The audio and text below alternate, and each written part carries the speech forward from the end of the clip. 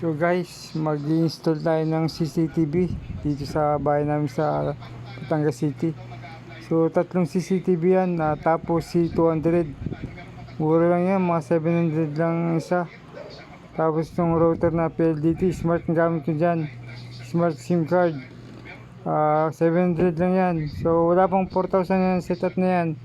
Meron ka ng CCTV sa bahay. Naka wifi na.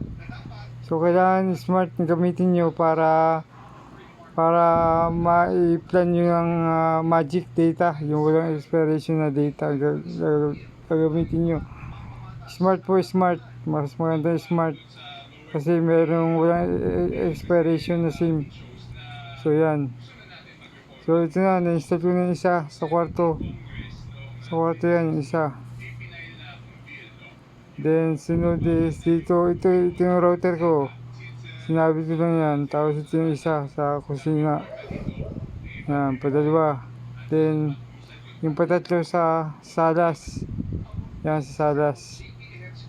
So tatlo lang yung kinabit ko dyan. Naka wifi na yan.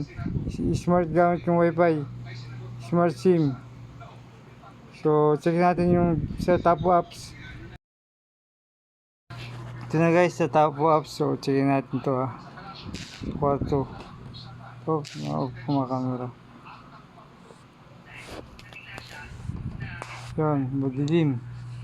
Umikot. Umikot siya, umikot. Umikot siya. Yan. Smart pong gamit ko dyan, smart SIM card. Ito yung sa kitchen namin. Yung kitchen. Then ito yung sa living room. Yan, yung salas. So tapo apps lang po yan, tapo. CCTV sa Shopee lang po.